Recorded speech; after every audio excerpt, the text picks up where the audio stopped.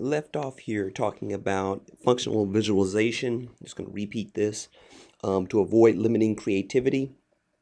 So, as a bad example and a good example, a goal statement that was to design a better lawnmower, if that was your goal statement, that would be considered not a good goal statement, a bad goal statement. And the reason is that it brings to mind certain things that would kind of direct your mind, point your mind in a certain direction. Um, for example, if you say, what things come to mind when you think of a lawnmower? Well, when you say lawnmower, you instantly start thinking something with four wheels, something that has a gas-powered engine, something that is noisy, something that has probably a pull cord start, this type of thing. So right away, a lot of your creativity is going to be hampered somewhat because your mind is focusing in on what is the traditional lawnmower, the traditional machine that people think of as a lawnmower. However, you want to be completely free, right? You want to be able to design something new, something exciting. So don't limit yourself with a goal statement that forces everyone reading it to think of one particular type of design. Instead, a better goal statement for would be to design a means to shorten grass. Now, the result is the same, right? A lawnmower fits here, but a lot of other things fit too. A lot of other ways of shortening grass come into play. And then you start thinking about blades. You start thinking about something other than blades. You start thinking about, like we said before, perhaps some sort of water jet. There's all different types of things that may come into your mind when you free yourself from a restrictive term and focus on the function. And in this case, the function would be lowering the grass. Another idea, identification of need. Um, let's say the identification of need was to, that somebody came to you, your boss, for example, and said, we need a better photo scanner. So what kind of goal statements could you develop from we need a better photo scanner? Well, you could say that let's design a smaller and faster scanner. But again, that's going to be restricting your design because you're thinking, okay, there's this flat thing and has a light on it and it moves across the paper, and as it moves it shines light on the paper and then develops some toner, this type of thing. So immediately you're focusing on designing just one more scanner type device, of which there are hundreds, right? A better choice would be design a better scanning method. Okay, so now you're not so much focused on the scanner, it's the scanning method, and there's many different ways that you might choose to scan, but this still has that term scan in it. The best choice for a goal statement would be design a method to transfer photos to a computer. Okay, so now there's no scanner even involved here. We may end up with something that's kind of like a traditional scanner, but we're free not to by a good choice and goal statement. So when you do your projects, again, your identification of need will not be judged. However, your goal statement will be, and I'll be looking for concise goal statements that focus on functional visualization and do not restrict the design. Here's another example. ASME students need a better dunk machine for the fair, right? So we're talking about one of these big machines filled with water. The professor sits on top and you guys throw balls at it and hope that he falls in. What are some goal statements that we could use for this identification of need? Well, a bad one would be design a safer dunker for professors. Well, dunker, so again, we're very much focused on something with a seat that's above the water and it drops, right? So the traditional dunker. Better would be design a tank for drenching professors. Now we're thinking a tank, we're drenching them, maybe it's coming, maybe the water is below, maybe the water is held above, but we're kind of freed up. This is a better goal statement than the previous one. And the best one would be design a mechanism to soak professors. Now we're free, right? Now we might have a hose where people throw a hose with a lever, some kind of big lever, maybe with a big red target on the lever. And people throw balls at the lever. And when the lever goes down, it lets the water come out of the hose. So it kind of frees you up for a lot of different ways of getting the professor wet in this machine for the fair. How about another example? IHOP needs an automatic pancake flipper. That's an identification of need. A goal statement may be design a means to cook pancakes on both sides. Example, the entire grill flips over, right? So we're trying to find a way that we're going to cook the pancake on both sides. How about grandma needs a new rocking chair?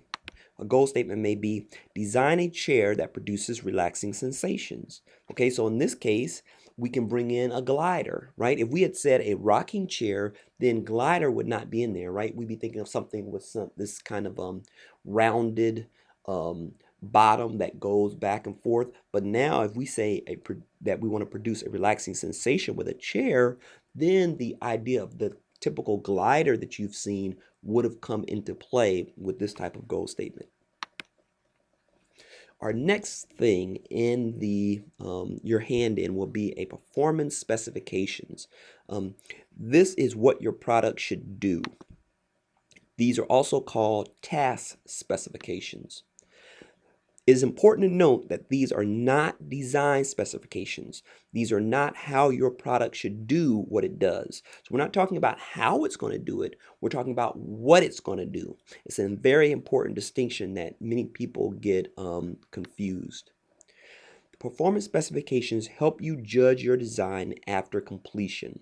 Okay, so you come up with these performance specifications. These are what your product's going to do. And then when you get your final product design, you can then test it either in simulation if you don't build it, or if you build it, then you're testing the real thing and you're judging your design based on the previous performance specs.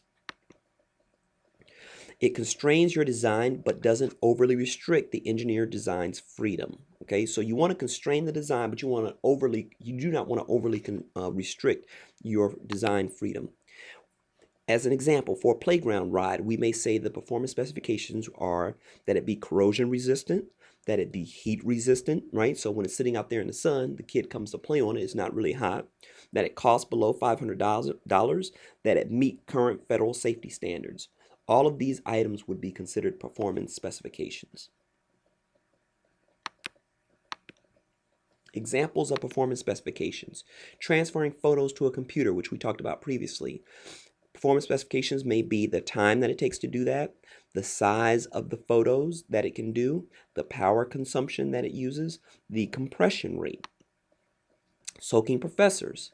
Performance specifications may include amount of water to be used in the soak, the weight of the item, because we're going to have to transport this thing, the size of the professor that it can hold, if the professor is going to be supported by it, and the reset time. If a professor gets soaked, how long does it take for him to get back up or for the machine to get reset for another student to use it? For the fully cooked pancake example, performance specifications may be the cooking time per side, the pancake quantity per hour as an example, the thermal conductivity required for the machine. So notice all of these items are about what the thing is going to do. It does not specifically state how it's going to do it. The next step is ideation and invention. You must come up with design ideas.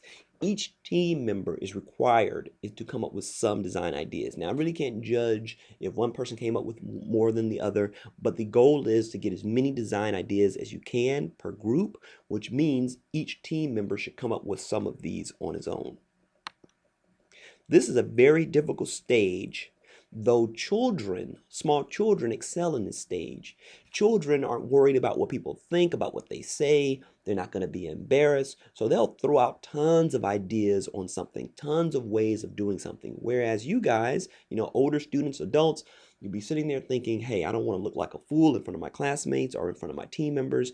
I'm not going to say something because everybody's going to think it's a stupid idea. But you want to suspend that. You want to throw out different ideas because who knows, something that might sound silly at first is actually going to end up being the thing that helps your team move forward in the design process. Deferred judgment is important. So it's important that the team members do not judge each other's design ideas as they're coming forward. Get them all down on paper, assign someone the task of writing them down, and just suspend the judgment. Don't laugh, just let people throw things out. You want a large quantity of ideas. Brainstorming helps. So You sit in a group. Some person's writing down the different ideas of the kind of ways you will accomplish your design. And what may help in this case is to use analogies, to use synonyms. Okay, so as an example, instead of saying you want to move an object from A to B, okay, let's say your design was some kind of transport situation where you're moving something from A to B. Consider the following. Consider synonyms of move. Use push this object from A to B, or pull this object from A to B. Slip, slide, throw, eject, spill the object from A to B. So when you start using different synonyms, right, using analogies, what happens is it opens you up to more ways of accomplishing your design.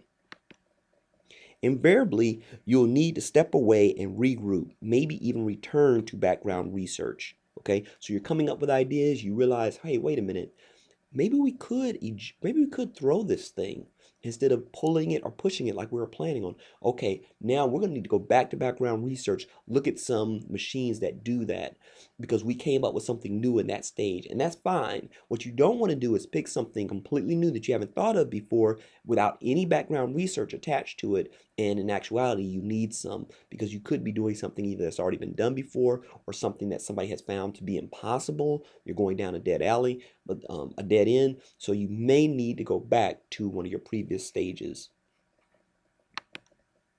Examples of ideation and invention. Soaking professors. Drop professors into a tank of water. Pour water over professors. Carry professor into the water. Spray professor with water. So all of these are different ideas for how to soak a professor. Pancake cooking. Turn over pancakes. Heat on both sides at the same time, all right? Kind of like a waffle. Cook like a cake on one side only. Use a robot to flip the pancakes with a spatula. Turn over the griddle, right? So a lot of different ideas on how to go about cooking a pancake. Now, of course, this is not a completed design, right? You would have drawings along with this design and descriptions, right? You wouldn't just turn in something that said turn over the pancakes, right? But you would actually have a drawing, perhaps of a mechanism that actually would turn over a pancake, right? You would have drawings of something that would heat a pancake on both sides. So in other words, you're getting your design a little bit closer to the point to where you at least have enough detail for each one of the choices so that the team can judge between them. The next stage is your analysis stage. Okay, so at this point, you have chosen one of your designs and you are going to do some, well, actually, I'm sorry, at this stage, you haven't chosen a specific design, but you're doing analysis to decide which design is going to win out. So you're using engineering to consider, compare, and contrast your ideas. Now, we're just starting analysis or in the class where we're starting to look at some linkages and determine some things about the linkages. This is part of that analysis phase. We will learn many analysis techniques in this class. It includes position analysis, velocity analysis, and acceleration analysis. This is in chapters 4, 6, and 7. The goal is to be prepared to choose the preferred idea from the previous stage. So your previous stage may have had 5 ideas. And what you want to do in this stage is do analysis on those 5 ideas in preparation of picking one. In the playground example, we may want to do velocity and acceleration analysis to test the ride for safety. We might want to approximate cost as part of the analysis. Examples of analysis. Transferring photos to a computer. We may calculate resolution loss of the method we plan on using. We may calculate the time required to transfer the photos. And we may talk about the cost or estimate the cost of the different methods that we come up with. Soaking professors. We may maximize the size of the professor. We may want to talk about the cost of the water.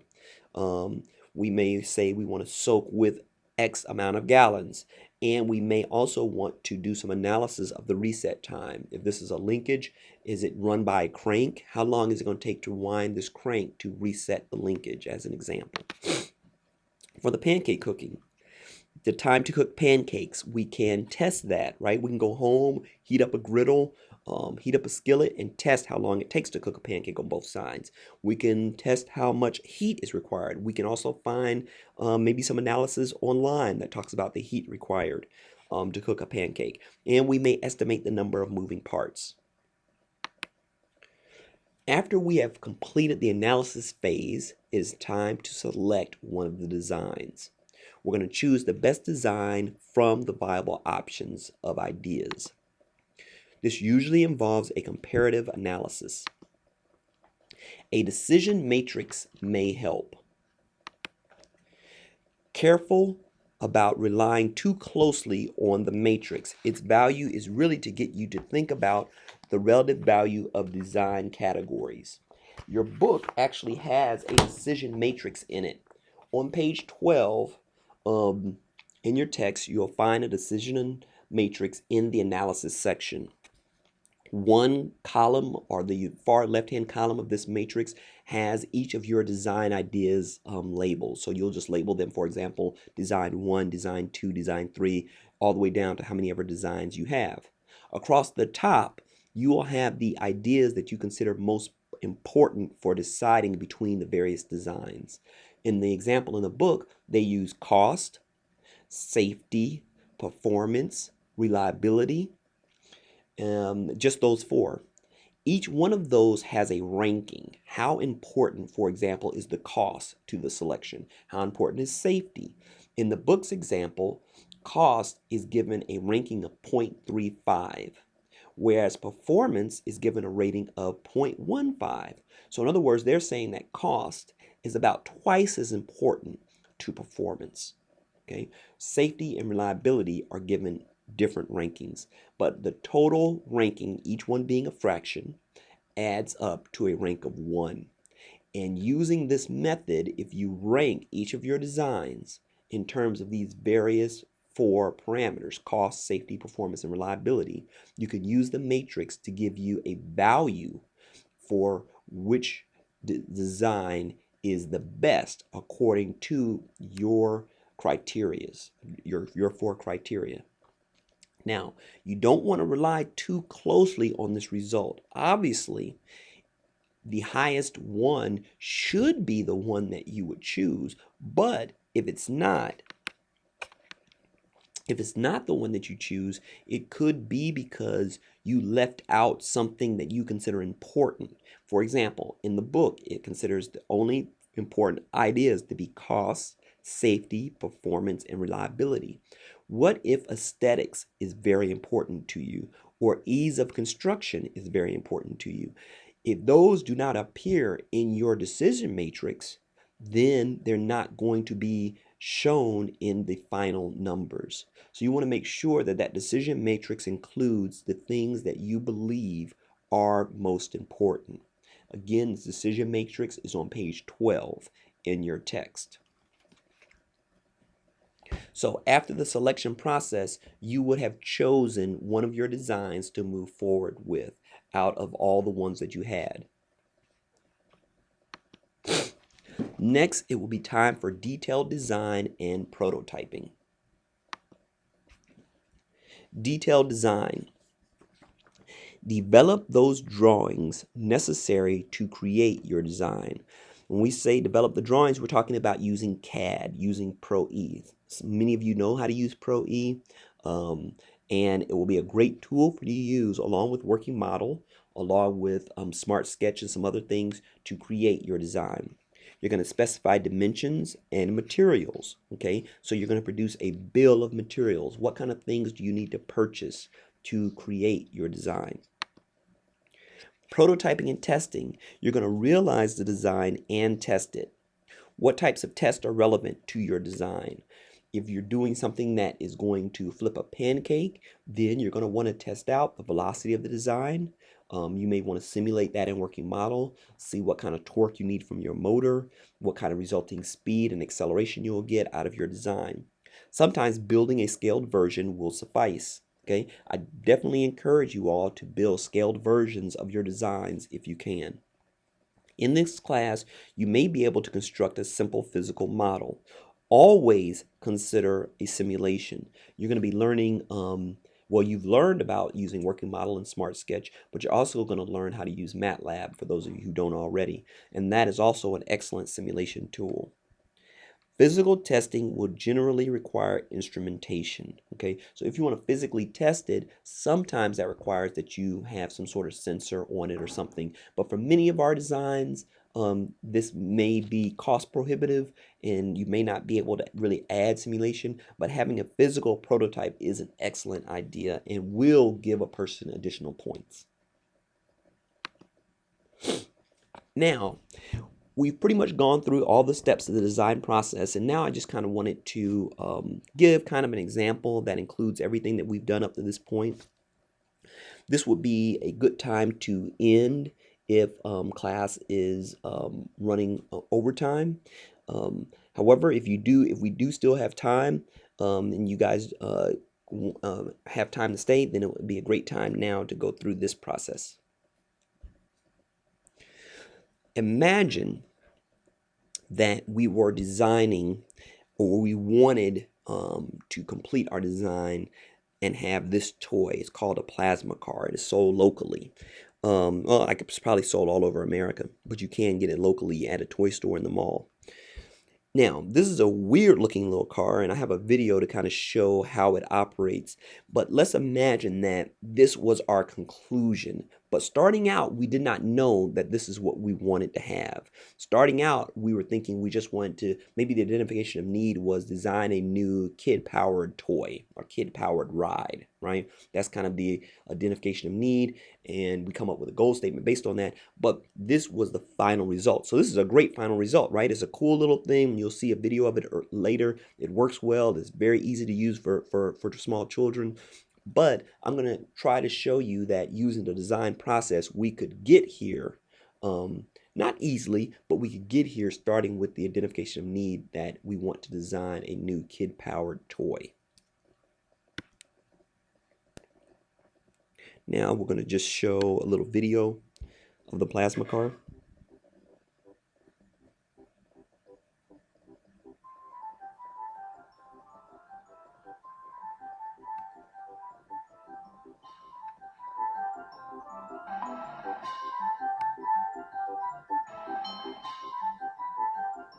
As you see, when the kids move the handle back and forth, the wheels kind of function like skates.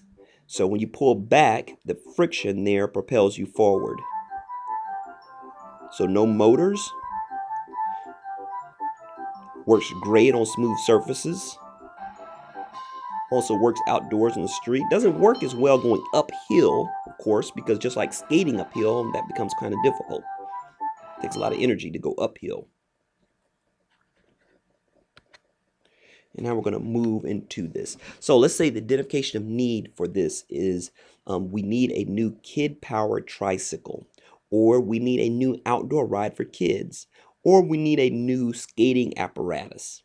So if that's the identification of need that our manager comes to us and says that we want, background research may include a history of tricycles, tricycle variants, for example, fixed wheel scooters like Flintstone cars, the old-fashioned big wheel, the green machine, if you guys are old enough to remember that, and those little pedal carts that used to have. So we may look at all of these items as we're trying to find out more about tricycles and other kid-powered toys.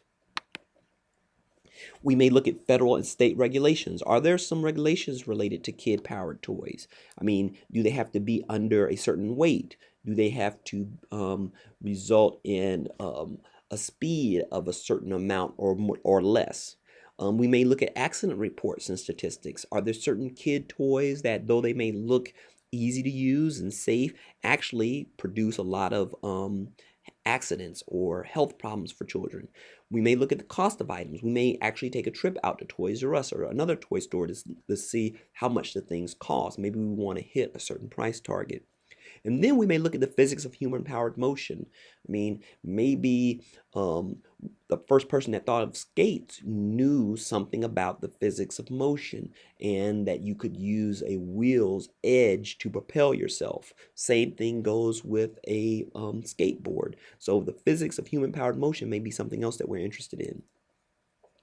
Our goal statement. After doing this background research, we may change our identification of need from something like we need a new kid-powered tricycle to design a kid-powered riding toy. So we've removed the tricycle from the term. Now we're no longer focused on something with 3 wheels, but we're focused on designing a kid-powered riding toy. Or we may say design a new form of kiddie locomotion, right? So when we don't necessarily now focus on the fact that this is a toy, but this is something to propel and carry a child. Performance specifications. We may say, hey, we want this thing to support 150 pounds, right? We know there won't be a whole lot of kids weighing that much, but we want it to support 150 pounds, maybe even more, right? Because dad or mom may jump on it, and we don't want this thing to fall apart. We want it to have lateral to longitudinal force ratio of 20 to 1. So in other words, to move to the side, which would be slipping, we want that to be 20 times harder than moving forward, which means going in the direction we want to go. This would be a part of the safety, right? We want it to be safe and we want it to be easy to use. And if it's easy for it to slip to the side, as easy to slip to the side as it is to go forward, then the kid won't really be able to push it or go in the direction that he wants to go. So we're saying we want that ratio to be 20 to 1. So that's kind of a force and friction idea. We're going to say that we want rolling friction to be 0.05, right? So we want this thing to roll forward very easily. Now, we may not know, or you guys may not know anything about rolling friction, but when you do your background research, hopefully you would have come across the fact that rolling friction was an important consideration. And we may say that it requires less than 5 pounds to operate, right? Kids have little legs. We don't want to overstress them. So we'll have that as one of our performance specifications. For ideation and invention, we may say that we want larger skateboards. We may say we want skates with really fat wheels. Another person may say, hey, how about a miniature wheelchair that kids sit on and roll themselves around? Another person may throw out, how about a seat on a skateboard, kind of like a street luge? Another person may say, hey, how about putting seats on skates? Well, these items may say, hey, now we're talking about a seat on skates. We may need to return to background research to investigate skates. We don't know enough about skates, right? So let's go back. How is it that skates actually work? We may go to Wikipedia. We may go to how things work and try to get a feel for skates. And then we may even say, hey, what about a luge that skates? And that's a new idea. That's something we haven't seen before. So all of these are different ideas that were thrown out during a brainstorming session with the group. Then we go to our analysis phase. We look at position, velocity, and acceleration analysis of the ideas that we come up with. This is a difficult stage because it requires math. We don't want to just rely on the type of analysis we've learned from this class. We want to bring in perhaps our physics. We may want to bring in algebra, calculus. If we're focused on materials, we may want to bring in something from our materials class.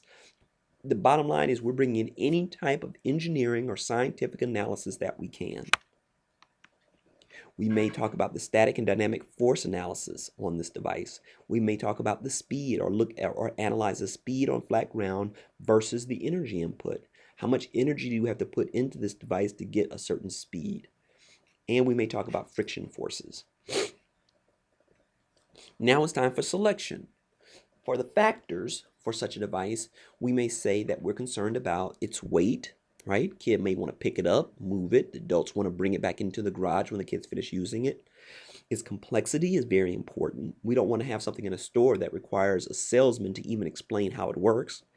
We may require that it have easy assembly, that it have a maximum support weight that's very large, and then that it work on compatible surfaces, right? We may want this thing to be able to work on gravel. We may want it to work on asphalt, different types of surfaces, and maybe even we want it to work on grass. And we're concerned about its cost. So in our design matrix, again, that's on page 12 of your text, we may have across the top weight, complexity, assembly, weight, maximum support weight, compatible surfaces, and cost. Now for our detailed design, we'll use Pro E, and we will develop a bill of materials for the different parts that we need.